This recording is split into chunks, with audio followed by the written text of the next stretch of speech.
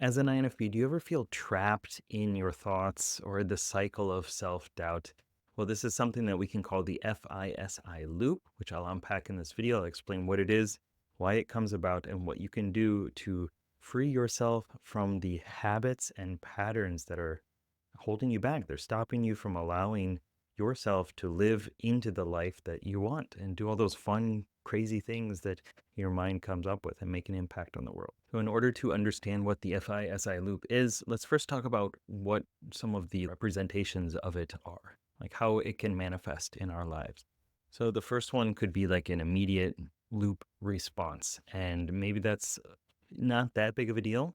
It just is part of your psyche. It's what happens when we seek relief from an intense or unexpected situation. So it could be like, we get some unexpected criticism from a friend or a partner or a coworker or something like that. And we initially withdraw into our mind, or we become quiet and we kind of look into our past and say, well, this is why it happened. These are all the little things, the reasons for me doing this, current experience. This is why it happened. It's a method of avoiding discomfort and confrontation.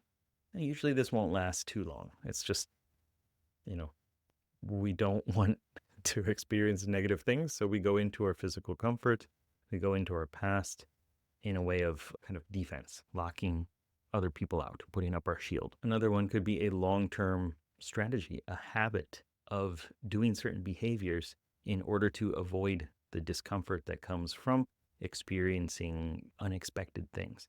Well, I'm going to get anxiety if I go to that party, so I'm just not going to go. I'm going to avoid feeling nervous. I'm going to skip events, not telling friends or people that some important things because I know it's going to make me uncomfortable and I would rather maintain physical comfort and probably emotional or mental comfort as well. This is a coping mechanism. It's a way of disengaging from possibilities and latching down on what works or what has worked in the past. And what works or what has worked is not always the thing that we want to do in order to better ourselves or our lives. But it is a natural mechanism that our psyche and our biology brings about. And so usually with this kind of looping, we'll justify our choices with, a sense of comfort, or I know it's going to do this, so I'm just not going to participate in that. A third level of loop would be a chronic mindset. This is something that we've done so much. We've ingrained these habits, consistently ruminating over past decisions, not allowing ourselves to experience joy or spontaneity, doing the same things, thinking the same thoughts, feeling the same emotions over and over and over again, ruminating on them endlessly and attaching that to our self-identity. Seeing ourselves as someone who is lazy. I am lazy. I am a procrastinator. I am depressed. I am incapable of meeting people, of making a difference in the world. Those are the deeper reflections that might come about through having a chronic loop strategy. A lot of times we'll avoid relationships, we'll avoid experiences. We will, because we don't want to repeat the same mistakes. And yet we're not allowing ourselves to make any mistakes, which is not allowing us to grow and to change and evolve into someone who is capable of handling whatever life throws at us. So none of those sound fun, right? So let's talk about a little bit why it happens, and then we'll go into what you can do in order to rid yourself of the loop, or at least catch it and do something different. Because if what you are doing is not giving you the result that you want, then it's time to do something else. Introverted feeling is our dominant function. This is what I call the soul as a character within your psyche's questing party, your fellowship of the mind. The soul is about checking in with your conscience, about saying, is this good? Is this bad? Do I like this? Is this morally correct? Does this align? Does this resonate with me? and my identity. And then later we can push that out onto other people and say, okay, on an individual level, this person is, probably experiencing this thing, or this is a good thing or a bad thing to do to another person. We spend a lot of time in the soul, talking to the soul, let's say, consulting with the soul. If you imagine like a round table and you got 8 different cognitive functions around you, and then you're sitting there too, and you're consulting with these different characters, that's a good mental model that you can bring in to understand this. So the soul always is talking. And then we also have our auxiliary function, extroverted intuition. This is what I call the explorer.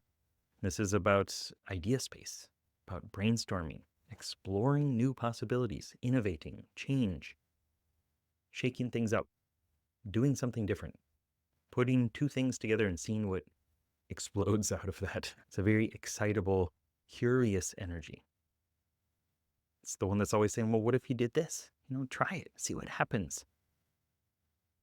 For me, it was go to Japan, leave Michigan, see what's over there. You never know. It can be quite scary for INFPs because, well, it's extroverted. It pushes us outside of our known experiences, our comfort zone. And it makes us re-question, is this the right thing to do? Is this okay? Does this fit with my identity? If you do something completely different, you're going to put yourself in a new context. Something new is likely going to happen, and you're going to have to question yourself. Although we like doing that, we don't like being forced to do it. And then another character that we'll talk about is introverted sensing, our tertiary function. This is what I call the guardian. This is about stability, about captured sensory experiences, checking them, reflecting over them. What happened in the past? What did I learn? Bringing that forward to now and implementing that information. It's also about physical. Am I hungry? Am I feeling hungry right now, kinesthetically? Am I feeling depressed?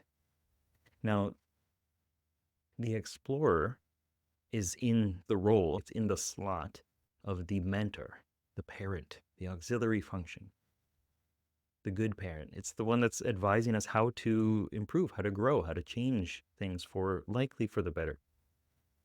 Introverted sensing is in what I call the rookie slot or the sidekick slot. It's a childlike component. It's like this Scrappy-Doo type energy. Like, I can do it. I can do everything. And then, oh, wait, I've gone overboard and it was too much. And now I got to slow down. That comes up a lot if we're talking about like physical energy maintenance. We get exhausted really easily. We can learn to notice that we can actually handle way more than we expect, than we think. But for most of us, it's like, I'm going to drain my batteries and I need to recharge. I'm just going to chill and play games for another 5 more hours, recharge, and then I'll be able to go do the next thing. And then 5 hours later, I'm like, well, I've kind of wasted my day already. I might as well just keep playing and I'll get right back at it tomorrow after another session of 5 hours. It's like this constant like feeling like I need to refuel and recharge and rejuvenate physically. Like I didn't have enough energy to do the things that I wanted to do. That was a loop. And the guardian is always going to say, it's okay. Take your time. Or look into the past. Did it work before? It didn't work, so don't do that again. And that's not the voice that we want to listen to for most things. They're there for a good reason. The going to the guardian relieves us. It lets us rejuvenate. It lets us de-stress. But doing it habitually or unintentionally is not the right way of going about it. You want to use these different characters for the right purposes. So what can we do? What are the steps that we can take in order to get out of a loop when we're in it? Well, first, with all things, we need to recognize that we're in a loop if we are. If you don't have awareness of it, then you're stuck there. There's nothing you can do about it. And you'll likely just continue to feel miserable and wondering why things outside of you in the external world are also bad. Everything out there is the problem. But once we realize that we are doing these behaviors, these habits, these things that are not helping us, then we can take different actions and we can get different results in the outer world because we are changing the experience of the outer world. We're taking a different action, so there has to be a different response. So recognizing when you're in a loop. How much time do you spend a day watching TV, vegging out, repeating unhelpful thoughts, making assessments about yourself, your identity based off things that happened in the past? If you feel that you are doing that too much, then maybe that is a sign that you're in a loop. So in order to get out of that, we need to do the opposite in some way. And there are two ways that we can do the opposite here. So we're talking about introverted sensing and introverted feeling. The guardian and the soul just talking back and forth, right? They're both defensive characters. They're introverted characters. So we need to do something extroverted in the outer world.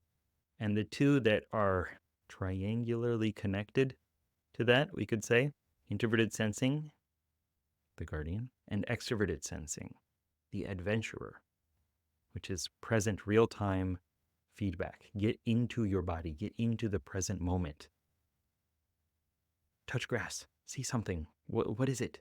Like, just get out of here, get out of the past, and just look at something and notice the coloration, the lighting, the smell, the taste. How does it feel? What are the textures? Get into your physical body. Physically shake your body, like a gazelle that has escaped from a lion. Shake it off, reset, and choose the physical state that you want to be in. I want to feel good. I want to feel happy. I want to feel helpful. Whatever it is, energized. Shake it off. Get into that state. Change your breathing. Change your posture. Do an activity that embodies that. Go for a run. So that's one thing. Get into the physical world. Adventure. Engage in the moment. And the other one is to listen to the mentor. Extroverted intuition. This is probably an easier one. The explorer. Do something different. If you're in a loop, it's because you're doing the same things over and over again. So do something different. Shake it up. Travel somewhere else. Go to another city for a little bit. See what's over there. Get a hotel room and just experience another city. Try some new foods. I don't know, go talk to somebody. Go approach a group of strangers again and again and again. Not the same group, okay? Different groups of strangers. Don't approach the same one over and over again. And as you're doing that, you're going to learn that there are other ways of experiencing things. Like, that one thing that happened in the past is not the only way that it's ever going to happen. It happened once. You are the one that is reliving it, re-experiencing it, putting kindle on the fire, putting gasoline on the fire. So doing something different is going to get more experiences, more variety, to give you different reservoir of experiences to pull from. And then the longer term strategy here is to make it a habit to do things that are outside of your comfort zone. When you start to feel like you're settling into a routine, do something different, change it, shake it up. Don't do that thing for a week. See what happens. Encouraging yourself to do something that is different than what you have experienced before is going to teach you more about yourself. It's going to enlighten your soul about all the different possibilities of who you are, who you can become. And when we cut loose from our fears and our habits, then we begin to reclaim this sense of flow, of freedom, of identity. And we can get rid of that stuff that happened in the past, and we can choose who we want to be. If you want my help doing that, you can actually go to inowfeelpositive.com and get the free 5-day INFP personality type tutorial, as it is called. And you'll learn more about your personality type and who these different voices are within your head, and actually have a name and some wording, some language for them, so that you can interact with these different parts of yourself in a way that's going to allow you to stop doing the loops, stop doing the negative behaviors, negative thought patterns, and start living into who you want to become and how you want to impact the world. See you there.